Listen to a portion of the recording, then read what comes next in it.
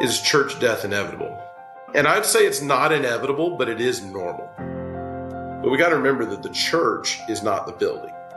The church is the people. The building's just a tool, and sometimes those tools expire. They're built for a different time of life, a different season of ministry. Welcome to the Last Service Podcast. I'm your host, Matt. You may have heard that American churches are closing at a pace faster than new churches are opening. In fact, it is estimated that over 4,000 churches will close this year. The need for thoughtful conversations about the declining church in America is more crucial than ever, and I've got some questions. Are these dying churches a tragedy, or is it an inevitable part of a church's life cycle? What happens when a church closes? How do we pastor and lead a dying church? And how can a declining church end well? On this podcast, we explore the stories of American churches that have closed, consolidated, or merged. But this isn't a tale of despair. It's a celebration of good endings, enduring legacies, and the courage to embrace new beginnings. This is not the end. Hey folks, my guest today is John Muzyka with Church Realty. John, welcome to the podcast. Hey, thanks for having me, Matt. Good, John. I have to admit something. So I've been a churchgoer my entire life, and I did not know that realtors like you existed until last year. I met a guy at, a business networking lunch, and he said my specialty is in church property, and that kind of blew me away because I knew churches bought and sold properties, and I don't know. I guess I just thought they prayed their way through it or something. But obviously there needs to be a realtor in that. So on this podcast, I think you're going to be able to provide us with a unique perspective. So I'm excited about our conversation. Yeah, it's definitely a niche that there's not a lot of people, but you'd be surprised over the years, the number of people I've met across the country that do specialize in this. And so we know a lot of those folks, and a few of those are family businesses like ours is. And so yeah, it's a joy. I love my work. I wouldn't trade it for anything. If anybody comes and asks me if I'm looking for a job, the answer is no. I've got where I'm supposed to be. Well, that's great to hear. Let's start out by just telling us about yourself, your family, where you're from, and what your background with churches is. Yeah, so I live in Carrollton, Texas today. I was born and raised in Plano, Texas. And like I said, I'm in a family business. So my dad, Danny, started our company back in 1987. He had been the director of Parks and Recreation for the city of Plano, which was a booming city on the north side of Dallas. And he started in our home. I was a homeschool student, and so he started the company, and so it was Muzyka Realty, and then became Service Realty, and today we're known as Church Realty. And so born and raised, like I said, I was a homeschooler. Then I went to private school, homeschool, and public school. So I got all of it. Oh, wow. Yeah. But I married my high school sweetheart, Shanna. We've been married for 24 years. We've got two boys, Ethan 17 and Ryan is 9. We're members at Prestonwood Baptist Church, a little Baptist church over here in Plano, Texas, just around the corner from my house here in Carrollton. And, very involved there. Been in the choir, been a deacon, life group leader. One of the joys of my life is I'm the commissioner of the baseball league. We have a Prestonwood sports organization, and my volunteer role there is to be the commissioner of baseball. So I'm knee deep in baseball schedules. I also coach my youngest son, Ryan. I coach his baseball team. And so it's baseball season for us right now.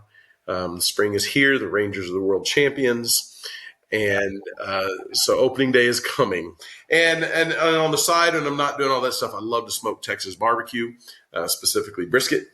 And so that's what I do here with my family. And really love our church. And I love working with churches of all shapes and sizes. I love working with church plants. I've worked with the mega church and the giga church. But working with church plants is one of the things I really enjoy doing. I learned everything I know from my dad. He started our company and stopped me if I'm going too long. I'm curious to know, you talked a little bit about your dad made a transition from Parks and Rec into Realty and found a niche, but what was the inspiration behind that? Like I'd love to hear more about that story. Yeah, it's been fun over the years trying. My dad is now 76 years old. He doesn't believe in retirement. He is still working and will continue to work. But listening to him tell the story, in 1986, he left the city of Plano. He had acquired parks, land, all sorts of land for the city as his job as a Parks and Recreation director, built natatoriums, and he just loved real estate and development. So 1986, he decided to go into real estate, and that was in the middle of the savings and loan crisis. And so he got his hands on every commercial real estate deal he could get his hands on. And he did some gas stations and daycares and things. But very quickly, he felt the call, and he said he felt God tell him, hey, go serve the church. He had seen some churches that had made some bad real estate decisions, missed some key things and opportunities. And so he thought he just felt the call to go serve the church. And so in 1987, he helped his first church. The history is all from there. It just goes from there. He started serving churches and, continued to do a few gas stations and daycares and things like that.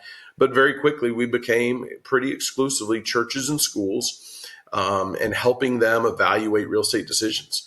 And, real estate decisions are made a little bit different by a church than a business or a family buying a house. If you and your wife are going to go buy a house, you're going to go look and you're going to decide what the two of you like and what's in your budget, and you're going to buy that house. A business is going to look at the return on investment and how much is it and how do we make money. Churches are ministry minded. They're looking for a place to do ministry. And so we exist to serve churches with strategic real estate solutions. That's our mission statement. We want to help churches make good real estate decisions. I said a little bit ago, we were Service Realty. Today we go by Church Realty, but we exist to serve the church.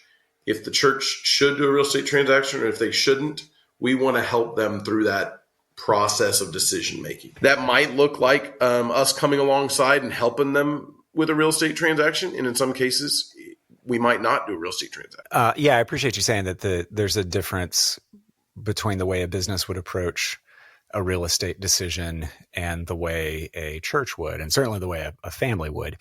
I'm curious, though. You said your father had crossed paths with some churches that made some bad real estate decisions. I don't want to go too negative, but I'm curious to know what would be an example of a not healthy or bad real estate decision for a church. Well, sometimes he always has said this: good isn't always cheap, and cheap isn't always good. Oh, I see. And sometimes somebody will donate you a piece of land, or you'll buy a cheap piece of land, and then you'll find out afterwards that there's a ditch running through it. There's an easement running through it that doesn't allow you to build the building you thought you were going to build. So I would say this to a pastor who's listening: you have a family come to you and say, we want to donate you a piece of land. Just because you're getting that land for free doesn't mean you want that piece of land. Because if you can't use it, it could end up becoming an albatross on you. So you need to do your due diligence to understand what that land, what it has zoning rights, what it has with utilities, easements. We've seen churches buy pieces of property that they just can't develop on. So that would be what I'd be talking about, they didn't do the due diligence. And that's one of the pitfalls that sometimes churches will make is it sounds really good. It's really cheap. Oh, but in order to get there, we have to spend millions of dollars to bring utilities to this site, to get roads to it. So that those kind of issues that sometimes people overlook. That makes sense. Yeah, we'll touch back on that in a minute when we talk about donated buildings. But first, so this podcast is about churches at the end of their life cycle and sharing stories of when that's been done well and providing resources. And I think that you all will be an excellent resource. Have you worked with churches at the end of their life cycle? And what does that process look like? How does it differ? Yeah, so churches do go through a life cycle, and I use this all the time. I tell a church plant does not buy their dream home, just like a young couple does not buy their dream home right after they get married. A church plant is going to get an apartment, just like a young couple that got married moves into an apartment generally. They get rid of college debt. Maybe they start to grow their family. Then they get their starter home. So a church in that life cycle goes from their rented space or their hotel or their rec center or wherever, and they go and they get a starter home. And that place they continue to grow their ministry and, figure out, hey, who are we serving and who is coming here? And then maybe they're in that starter home for 5, 10, maybe 20 years. And then down the road, as they've outgrown the starter home, then they buy that dream home where they're going to be for a generation or multiple generations, depending on the church. And so at the end of that life cycle, I think it ranges from church to church, denomination to denomination. Who's making the decisions? Are these elder driven? Are they congregational driven? If you have to have congregational votes for things, that is a different dynamic than if you have a denomination leadership making those decisions. And so we serve them from beginning to end. Your denomination, your polity, all will affect that. Some churches die and they get turned over to the building gets turned over to the denomination.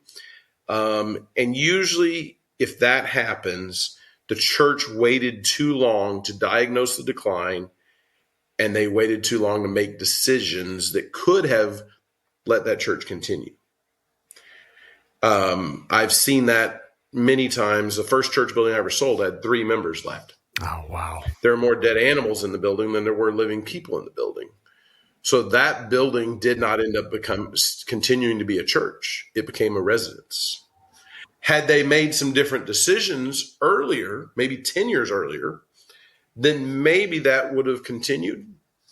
But not every church building is going to always be a church building.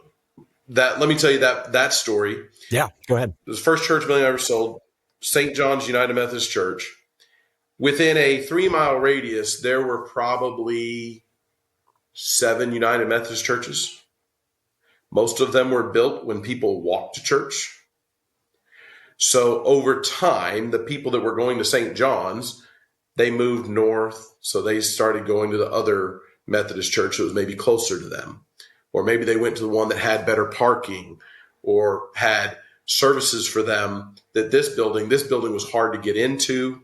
It was built literally in 1920. And so it just ceased to serve the members that were there. And so had they made some decisions earlier, maybe 10, 15 years earlier, to make some changes, maybe that would have changed that. But we got to remember that the church is not the building. The church is the people. And so the building is just a tool. And sometimes those tools expire. They're built for a different time of life, a different season of ministry. And so, for example, St. John's, they had very limited parking. You had to park on the street. So while they had a big sanctuary, nobody could park there. That affected that church and the end of their life cycle. But really that building got handed over to the denomination. And at that point, it was so run down that it was really a burden to the denomination. Yeah. So I think the process, if a committee will come along and ask the questions sooner, then maybe that building would have sold for more value, which would have poured into more church plants. I will say this. One of the differences between working with a commercial buyer or seller versus a church is many times you're working with a committee. And a committee is different than working with a CEO, a visionary, a husband and wife. When you work with a committee, you have multiple opinions. And sometimes if those committees are not willing to make decisions, then that will lead to a closing that, is not ideal. And that can be because there's emotional decisions in there. I have an article I wrote called Making Decisions Emotional or Missional. As a committee, you have to make decisions for your church that help you focus on mission. If you focus on emotion, because in this building, we got married and we baptized our kids and we buried our family. We had funerals, we had weddings, we had all these things in this building, and we become emotionally attached. And so when you cease to make missional decisions and you make emotional decisions, a lot of times that can lead to a harder closing than is necessary. Sure. And especially when there's those emotional attachments and a whole lot of deferred maintenance that just keeps piling up. Yeah. If you've been a part of a church closing or merger, I want to hear your story. Reach out to me at lastservicepodcast@gmail.com. We'll schedule a time to talk and see if your testimony could be a source of inspiration for other churches and other church leaders. Yeah, you said if decisions could have been made 10 to 15 years earlier, then the ending would look a lot different. Let's flip that around. You don't know that it's 10 to 15 years earlier when it's 10 to 15 years earlier, right? Like, what are the trigger points? What would you say are indicators in the life cycle where you should be talking about what are we going to do with this building? When you're in a church and let's say your debt is paid off, but when you can't keep the yard mowed, when you can't keep up with the maintenance that you need, the annual maintenance you need to be doing, that is a time to start asking the questions, because you can see buildings start to decline. And that is usually when things are starting to go, hey, we need to have this discussion, because, and some people will put Band-Aids on it. Hey, let's get a renter in here. Problem with that is a lot of times, in fact, I talked to a church yesterday. They have a renter in their church. The renter's paying $1,440 a month. They have a 30,000 square foot building. That's not anything. That's not covering utilities. Yeah. So what ends up happening is they put a Band-Aid on something that's not solving the problem. It's actually exacerbating the problem, because that now you got two churches using the building, and people are hard on buildings. And so if you can't keep up with utilities and regular maintenance, your building will deteriorate, and then you will end up with deferred maintenance that costs you more in the long run than it would have, 4 times more what it would have cost to just fix it in the first, take care of it in the first place. If a church is saying, hey, this building doesn't allow us to do the things we need to do, if we're not, I talk with churches about right sizing their facilities. We sold a building one time, and actually probably more than once, but a specific story. A church that was built, and in its heyday, they had a 900 seat sanctuary. Yeah. And at the time when they built it, they were blowing that place up. Right. Well, over 30 years, the demographics changed and the neighborhood became different. Most people moved away. Now they had 70 people meeting in the 900 seat sanctuary. Right. That's a problem. So if you're not, it's a stewardship issue. If you're not, and not just I'm not talking about tithing when I say stewardship. I'm about how you steward this building. If there's 70 people in a 900 seat sanctuary, then that's not going to work. So a lot of churches will say, okay, well, we'll go meet in the fellowship hall. When you go meet in the fellowship hall, you need to have the discussion about your facility. Because if you go meet in that fellowship hall for 5 years, the sanctuary deteriorates because you're not meeting there. And you made a decision. You didn't really make a decision. You made a decision to go do that. But if you didn't really ask the question, well, what are we going to do with the sanctuary? Then you made a decision. And sometimes they'll say not evaluating every option and asking the tough questions. If you don't do that, the decision will get made for you. Yeah, that makes sense. So many of the stories we've come across on the podcast, the church dropped. I mean, they went decades at 50% of their sanctuary's capacity. And that is just psychologically, that's hard to get over. Maintenance wise, that's hard to recover from. It's amazing how long a church can linger that way. I hope you're enjoying this episode of the Last Service podcast. Hey, if you haven't already, make sure to subscribe so you can stay updated for upcoming episode. Okay, that's all. Back to the story. So you touched on a couple of things that's a recurring theme, and I'm torn on. On one hand, absolutely, the church is not the building. The church is the people, of course. I think in episode 1 of this podcast, my guest said we have a tendency to go back to the temple model. But then on the flip side, the other thing that often gets said is, well, we don't want this building to become a Dollar General.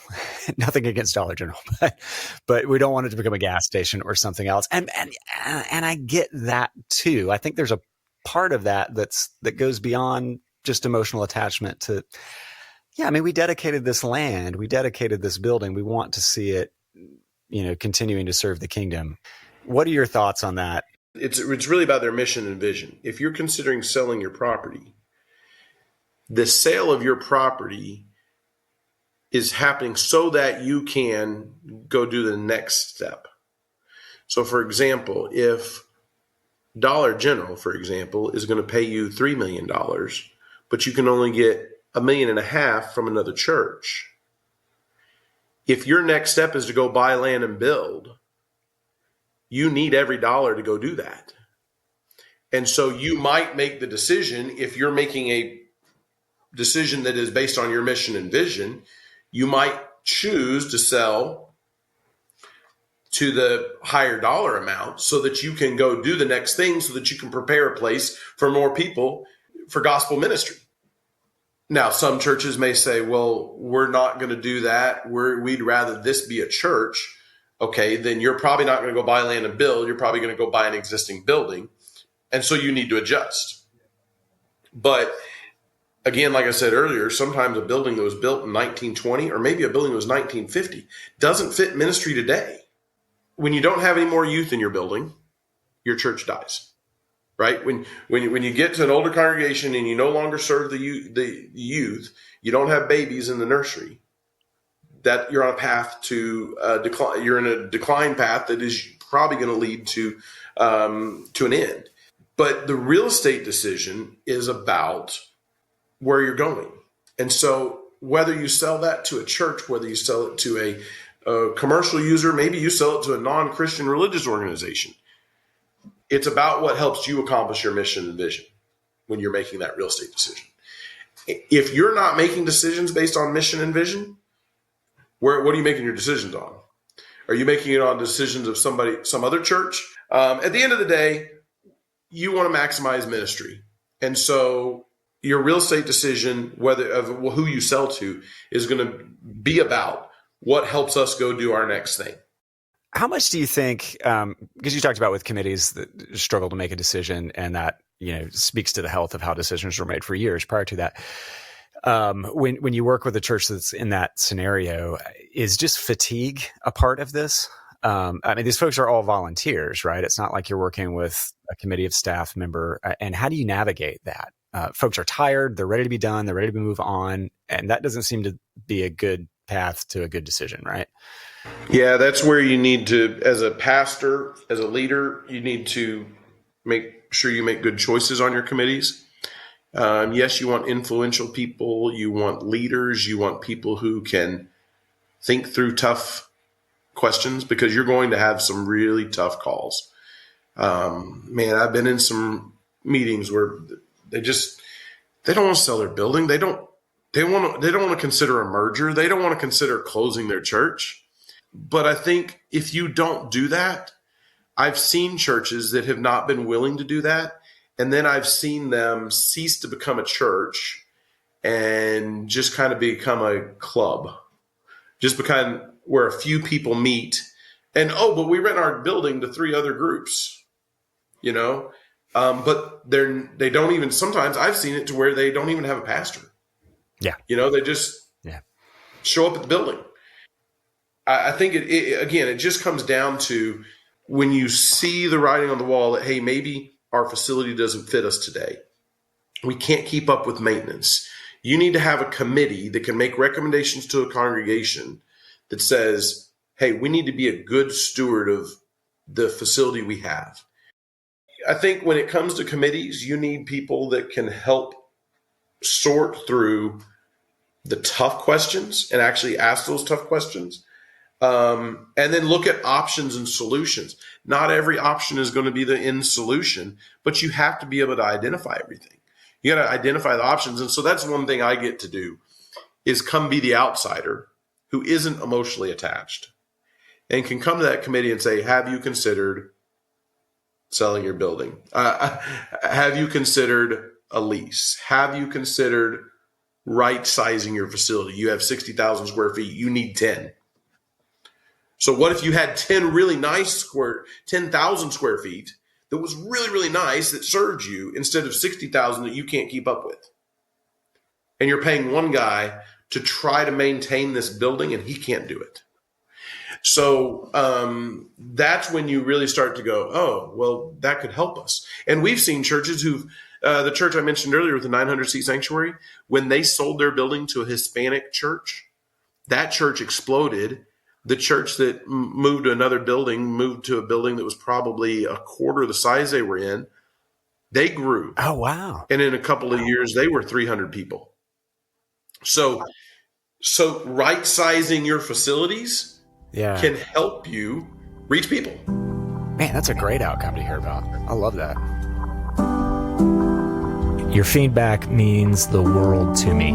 Would you please take a moment and leave a review on your preferred podcast platform?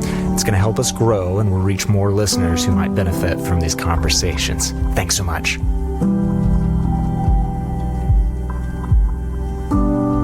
Studies are coming out that more churches are closing than are opening, and there's some pretty ugly statistics flying around of the number of church properties that are going to change hands in the next 10 years. What does that look like? I mean, you live and breathe this every day. Is that something that you're seeing in your area? Are we exaggerating? I'm in Texas. I'm in the Bible Belt. Right. Today, there are less church properties on the market than at any time that I've been doing this work. And I've been doing this work for 18 years. It is a seller's market today because I've got more buyers than I do sellers. Now, that doesn't mean that there's a larger than ever normal number of churches who are in facilities that are being underutilized. There are a lot of churches today, post-COVID, who are in buildings and they're existing. They're not thriving, but they're not ready to close up shop. I think, and I don't have a quote unquote scientific study to show this, but as I've talked with a lot of churches, the last couple of years of giving have been great for a lot of churches here. And I attribute that to prior to COVID, a lot of churches, their online giving was 10 or 20% of their giving. After COVID, it might be 60 or high as 85% of their giving. And when you have online giving, you have a lot of people who give regularly without even thinking about it because they set it up in January and it just comes out of their paycheck. And so I believe that has helped float a lot of churches that maybe in the past would have had deeper financial problems because they didn't have consistent giving. I will meet with a church with churches that are in decline, and they see the writing on the wall that we don't have much long. We got to make a decision. If you call me and you say, I got 6 months to make a decision, that's too late for most of the time, right? But I think there's a lot of churches right now, churches I've spoken with, that I think maybe should sell their building, but they're not ready because they're not under. A lot of churches won't make the decision until they're really under financial pressure and they see the writing on the wall. And praise the Lord. Look, I don't want anybody to have to sell their building. Right. Yeah, no, I understand. When you say that you think that they should sell their building, it's because it's underutilized, not necessarily because they're in financial trouble. Right. A lot of times, okay, if you have 20 people in a sanctuary that was built for 400, you need to restart. It's just, you're not going to grow there, most likely. And so if the vision has changed, or in some cases, the vision has ceased, there is no vision, then we're just floating some other ministries. So actually had a fascinating conversation with a ELCA church, and they had a daycare using their building and was not paying market rent. And I just told the pastor, I said, you're floating that daycare. Now, if that daycare is your mission, great. But how many times have you been able to have a gospel conversation or invite the people at that daycare to your church? No answer. So if you're not getting to minister to those people, yes, you're helping out that daycare, but are you really accomplishing your mission and your vision, and are you reaching people? Just because people in your building doesn't mean you're reaching them. That's a good point. So if that daycare, let them invite them and give them handouts to their marriage seminar or their Easter services or whatever it is, then maybe that you can say, okay, this is part of our mission. We're getting people in the door, kind of like our sports ministry. We're getting people in the door and then we're inviting them.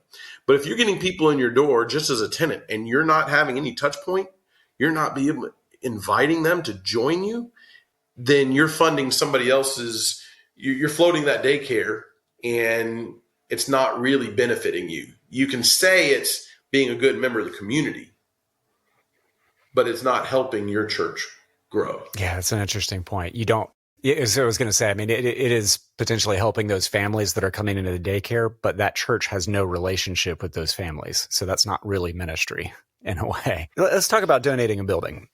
Okay. Because those are beautiful stories. I've told those stories several times already on this podcast, and I love them. I don't want to take away from that at all, but I'm a little worried. When can donating a building be a bad thing? I think donating a building can be very helpful to a church plant if they get a building and they don't have, debt around their neck, because debt does adversely affect churches.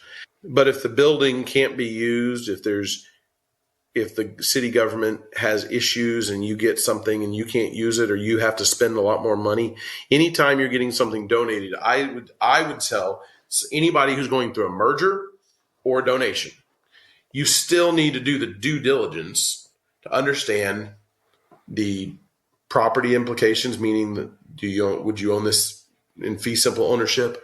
Are there any liens on this property? Is this property, can I use it for my intended purpose?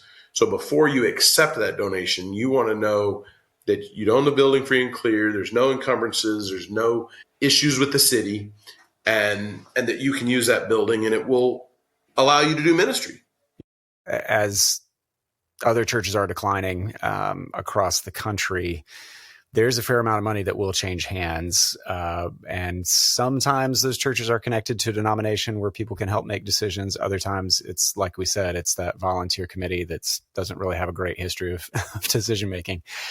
And I worry a little bit that might lead to invite folks who do not always have the church's best interest in mind to help. What makes a good and reputable agent in this niche market? What would you say a church needs to look for? So I will tell you, we do not buy churches ourselves. We help churches buy and sell properties. You need to, you first of all, I mean, are they a believer? Are they in it to serve your church, or are they in it for a real estate commission? We exist to serve the church.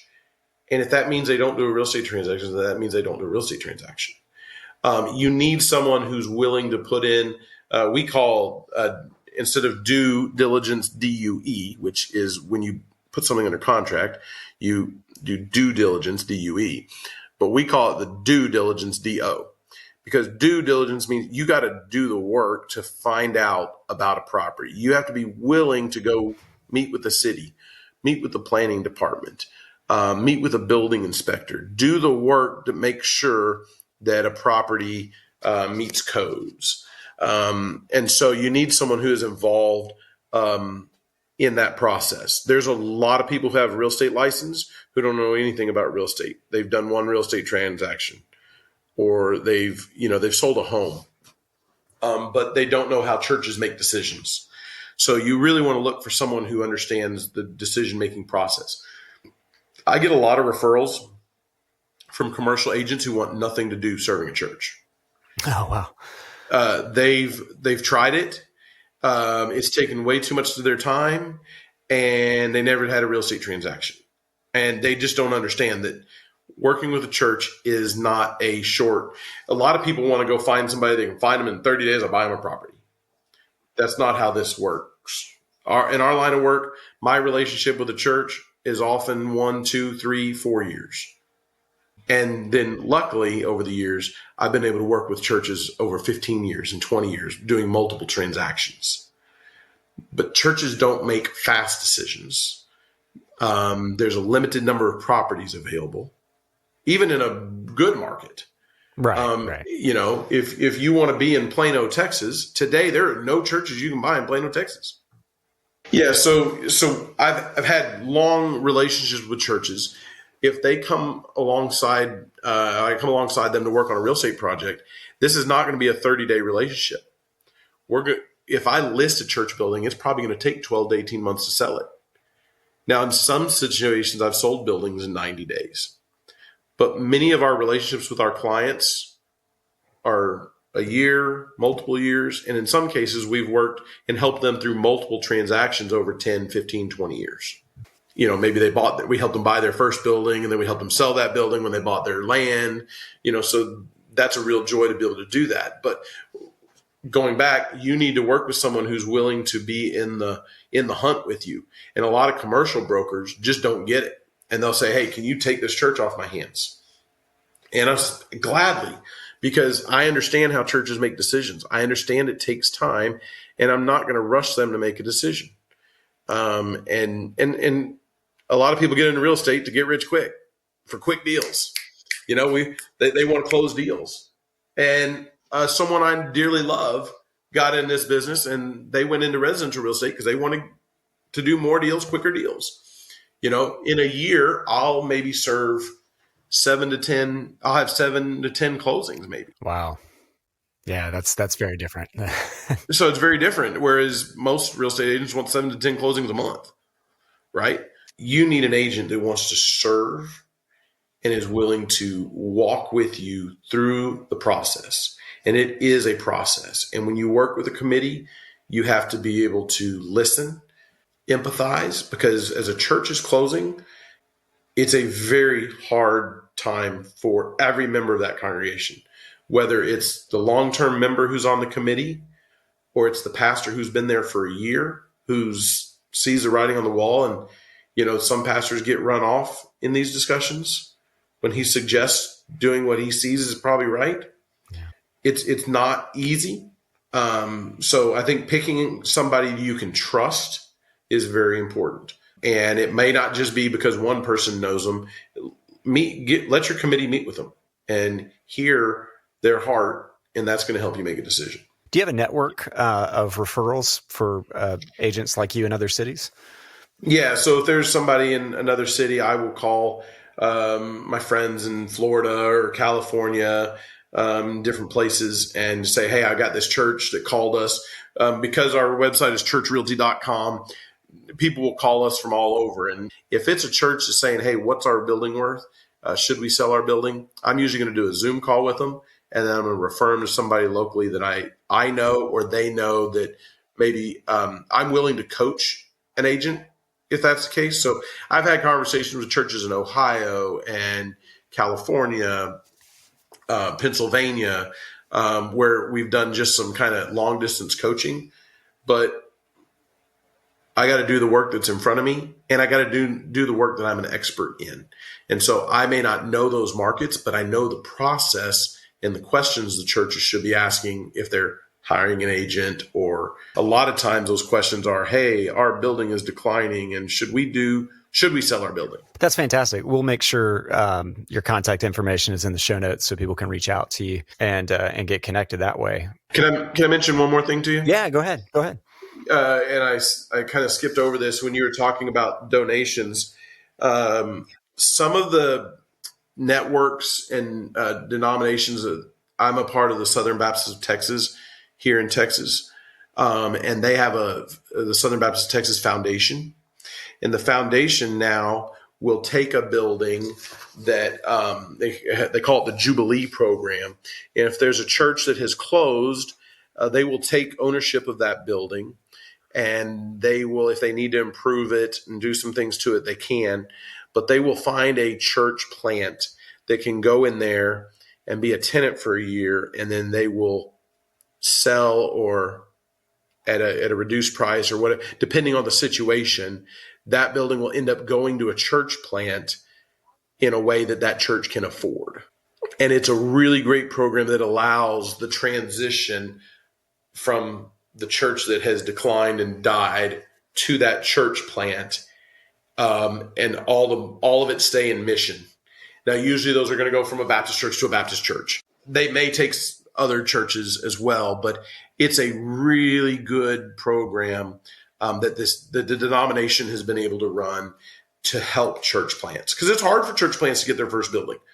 They got to save up 20 to 30% of a down payment, and then they have to be able to qualify, and they can't qualify for a loan for 3 years. And so this allows them to get to a building quicker, because they may not have the same requirements that a banker may. They may work with them on a lease to purchase type situation. Church plants always are looking for a lease to purchase situation, and most churches can't afford to do a lease purchase because they need to go somewhere, or they're not going to manage that because they don't have the staffing for that. So anyways, I just thought I'd include that. Yeah, no, that's great to know about. I'll have to look into that and make sure we make that resource available too. To wrap up, you mostly work with churches that are growing, and praise God for that. But I'd love to hear from you. What does a good church ending look like? How can a church use their property to end well? Yeah, I would say I've seen a couple different situations. I met with a pastor a few years ago. A church was looking to buy in his area, and they asked me to go ask him if he would sell their building.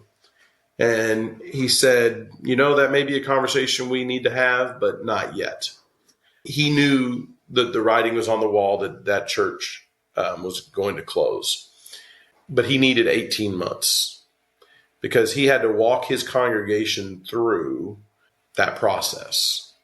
And he did call us back about 13 months later after that conversation, said, yes, we will engage in this conversation of selling our building. But one of the ways that church ended well, and this floored me because I'd never seen this before. The last few weeks that church existed before the closing of their building, he said, hey, this week we're all going to go over to XYZ church. And next week, the week after that, we're going to ABC church. And he helped those members find a church home. Wow. And I had never seen that before. That church had gone through some significant, there was a moral failure in previous leadership, and it was hard. But the way he didn't bring the conversation to his committee until the time was right for his committee to consider that question of would we sell. He knew when it was the right time to do that. And so I think a leader needs to be sensitive to the situation. And I've seen young leaders come in and say, oh, we got to relocate this church. If you come in guns blazing with, we got to relocate, we got to sell this building, you're probably going to experience a lot of frustration and probably some failure. And if you come into a situation where the church is in decline and maybe they need to consider their options, then you have to do it with a spirit of, again, I think just service, of washing the feet of the people who've been in that church for so long, and just loving on them and helping them through that and stewarding it well. I think stewarding any transition. A friend of mine has done a lot of work on pastoral transitions, and there's a lot of similarities with selling a building. You've got to go through when you're going to sell a building that your church has been in for so long. You have all those spiritual moments and emotional moments of weddings and baptisms and funerals, all those things that have happened there. You've got to lead those people well with a vision, with empathy, and with clarity. I mean, that's just the best way I can say to go about it. So that doesn't mean that pastor has to find a home for all those people. That was a unique situation. But I think doing it in a way that says, hey, this chapter of this church has closed, but your relationship, your walk with Christ is not. And we want you to find a place to be. I've seen churches sell buildings, and I've seen members of the previous church stay with the buyer. They keep going to that church. And that's blown me away a few times. I've been like, really?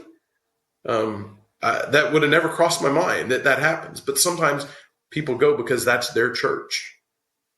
And now, again, that's a little confusing of is the church the building and all that kind of stuff. Right. But there's an emotional attachment there. And yeah. And so you asked another question in some of our discussions and shared notes about, is church death inevitable? Yeah. Yeah. Let's touch on that. And I'd say it's not inevitable, but it is normal.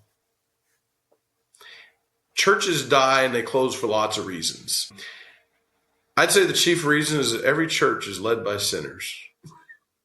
Every pastor, every committee member of that church is a sinner. And some die because of a moral failure. Sometimes there's financial improprieties in a church. Some die just because they cease to be a church. Because over time, they drift away from the mission and vision of the church. And that, I think, when they drift away from the mission and vision of doing gospel ministry, over time, when it comes down to there's 3 members left, they're no longer, and they don't have a pastor. They've ceased to do ministry.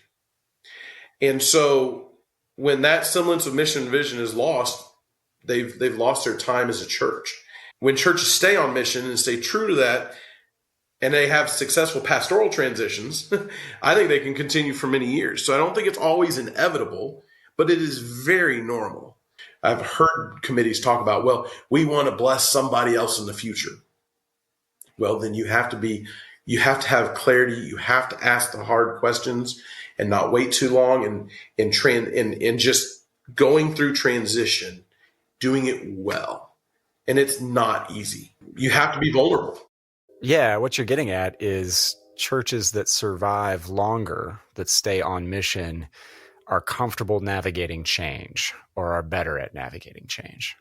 Yeah, you have to navigate change, whether that's change of building, change of pastor, change of music styles, whatever it is, you have to be able to go through change with a missional mindset, a focus on mission and vision. And I think that's what's always been about our vision, or our work as a company, is what is the church's mission and vision?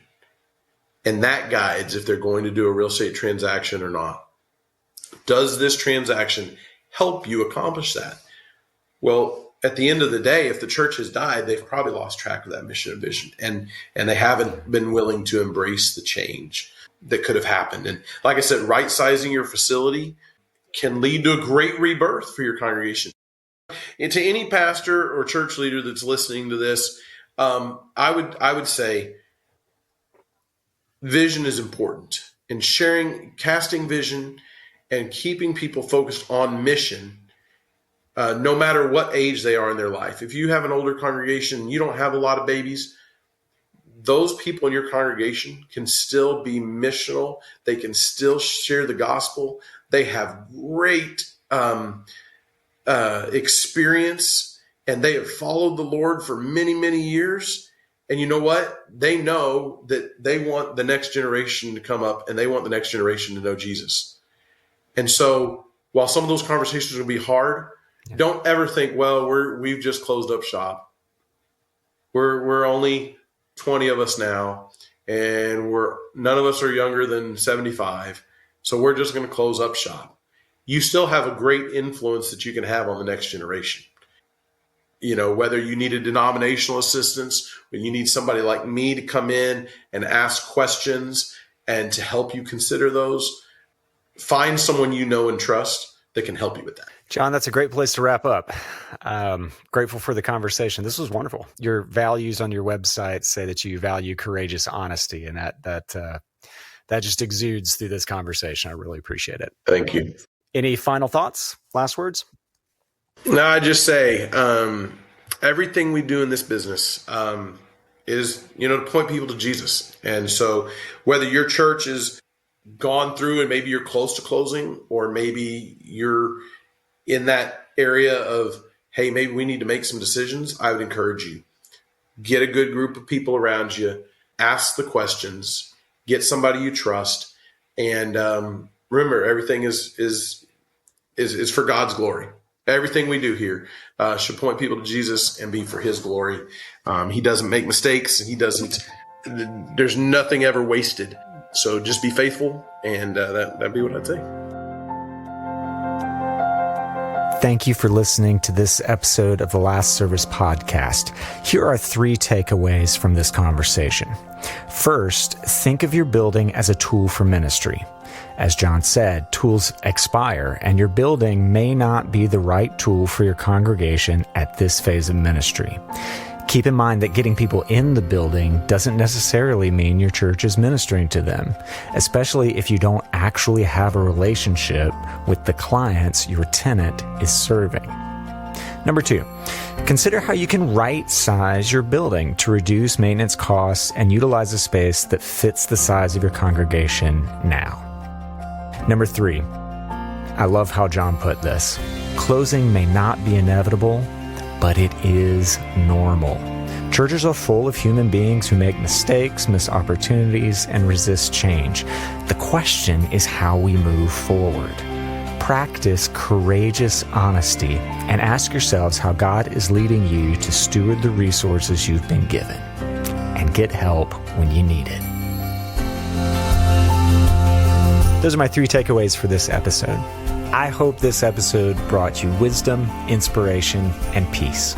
If you haven't already, make sure to subscribe to our podcast and stay updated on upcoming episodes.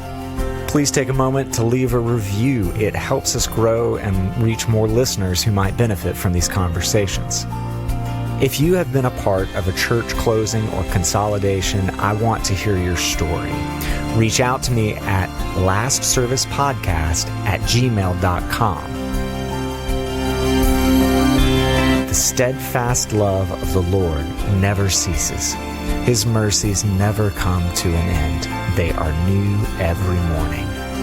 Great is your faithfulness. This is not the end.